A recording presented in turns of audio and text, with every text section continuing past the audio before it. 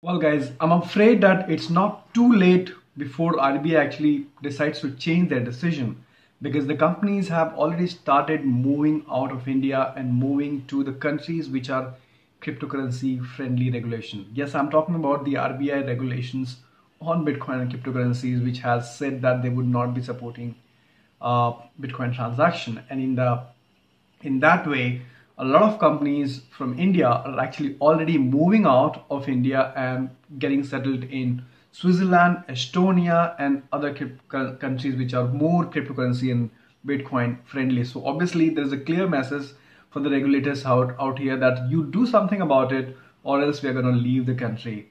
We're going to talk about that a little bit. We're also going to talk about the ICO. So this is the hottest topic right now. Everybody is interested into investing into an ICO, and many people are there who wants to do their own ICO as well.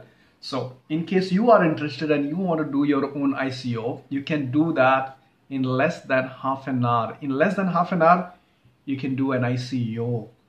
You don't have to invest in somebody else's ICO. You can do your own ICO as well, right? And also Xapo, one of the 4-year-old company which basically provides the Bitcoin wallet and vault services, seems that they are showing about 6.25% of the total market cap. So they're about more than 1 million Bitcoin is what they have got. And some of the founders that I found who have invested into Xapo as a company is the founders of LinkedIn who have invested into this company. Can you see the people from traditional businesses moving on to the cryptocurrencies and blockchain space? It's amazing to see what exactly is going on. Welcome back, guys. This is channel we talk about cryptocurrencies, Bitcoin, blockchain. In case you're new, if you haven't subscribed, please go ahead and subscribe so that I can keep you guys updated on whatever is happening into the cryptocurrency space and we all grow together. Again, please consider this is not a financial or investment advice, just my personal opinion. Always do your own research into cryptocurrencies. Cryptocurrencies are good. It's going to be the future, but at the same time, it's risky, it's scammy as hell as well. So definitely do everything based on your own research. Let's start with the coin market a little bit. Not going to spend a lot of time. So we see a slight drop in the market cap today. Bitcoin going back to $9,000 once again after reaching 9,300. And so where are these Indian ICOs, Indian blockchain companies, Indian cryptocurrency exchanges are moving? Well, they are moving to different countries. For example, one of the simplest country that comes in everyone's mind is Estonia e-residency. So Estonia is a country where you can have an e-residency. That is just like you have e-commerce, you have an e-residency as well. So what happens, you actually follow all the rules and regulations of Estonia. And Estonia is very, very cryptocurrency friendly. So one of the person called Estonia e-residency program attracts Indian crypto entrepreneurs. So one of the person called Mr. Nilesh Trivedi, he is the founder of Indium. He is currently completing his e-residency application for Estonia. Mr. Trivedi states that he would ideally like to diversify from India, given the way that things are moving here in regard to cryptocurrency and blockchain space.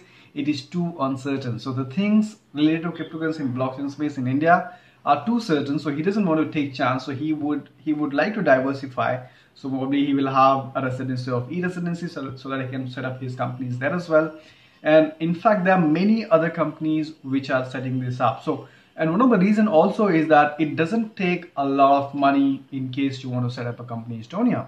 It says that will just cost me about 100 euros for 3 years and I can renew it again after that. So just 100 euros for 3 years for the residency, that's quite cheap, right? And the tax regime there is good, and being registered in Estonia will also allow him to offer other services and conduct business at Euros.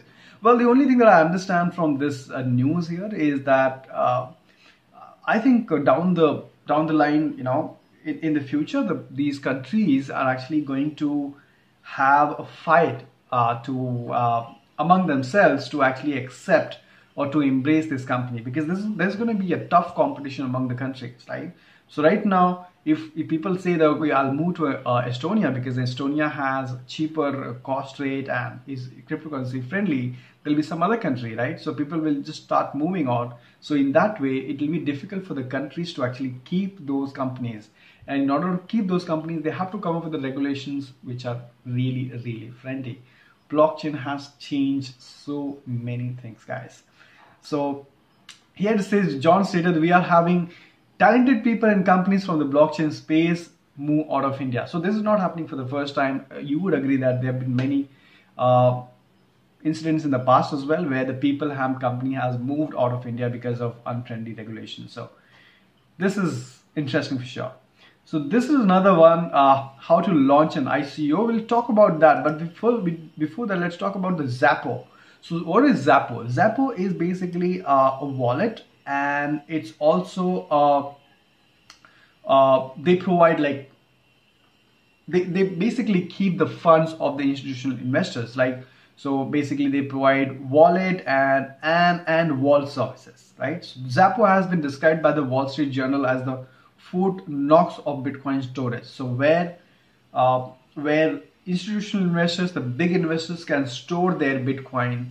That's what Xapo is all about. So Xapo is based out of Hong Kong, and it turns out that they have got more than 1 million Bitcoin held in Xapo. So who are storing those Bitcoins in Xapo? Well, there are companies, there are people who are storing it, and these names are really, really shocking. So Xapo was founded by Vance. Okay, this was in 2014, but Reid Hoffman, who is the LinkedIn co-founder and partner at Greylock Partners, right? So Greylock Partners has made 20 millions of investment in Xapo. Okay, this is not the storage, but the LinkedIn, one of the founder of the LinkedIn, has invested in Xapo.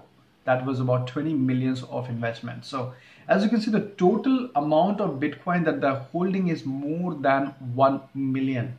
So a lot of institutes, a lot of rich people are actually storing their Bitcoin with Xapo.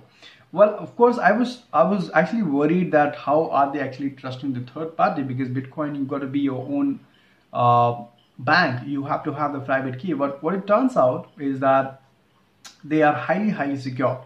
So here it says, which I was reading, that this is a highly secured. Right, so they are actually reaching out to institutional clients as well, including pension funds, asset managers, private banks, and hedge funds as also. And one of the reasons people can trust them, it says every part of Xapo's DNA is geared to security, said Sean Clark, the founder of Xapo Client First Block. I think you can also go ahead and try this on your phone. I think this is also a wallet which can be downloaded on your Android and iOS, because this is where, or if you go onto the website, it shows App Store, Play Store. So definitely something that I'm going to try and see how secured are they. But of course, they are talking about now this is something that I'm studying, guys. So it's called Holochain. Holochain is nothing but the competition to blockchain. It's a different kind of architecture altogether. So there are numerous blogs and videos out there saying that this is the new blockchain, or Holochain is going to beat the blockchain, just like we were talking about the hash graph. So this is something I'm studying, and I'll be making a video soon. The last one I want to share about the ICO. So this is an article on the news.bitcoin.com. It says that you can create your ICO in less than 30 minutes. Launching an ICO token on Ethereum in less than 30 minutes. And one of the reasons, basically this is a tutorial on how you can create ICO token. How can you launch your own ICO? And one of the reasons this has been put up on the news.bitcoin.com is because they really want people to know that launching an ICO or doing an ICO or creating a token is not really a rocket science. It doesn't take any expertise actually to create a token. Anyone can do that in less than 30 minutes. So the kind of investment that has been made into ICOs, like today also you will see, oh, this ICO is coming, this is great. But most of these ICOs are nothing but the ERC20 token. So this article basically is to educate people that don't just get carried away with any ICO, but do your research whether it's a ERC20 token. And if it is a ERC20 token, it does not take more than 30 minutes. So definitely be aware of that. Right, so basically they created a token called Ropst. They created a Ropsten network, but the name of the token they created is Postnet, and it took them 25 minutes. And after they created the token, there were only two things left, which is website building. So right, you created the 1 million token. Now what else you want? You want to build up the website. And then the last one is what do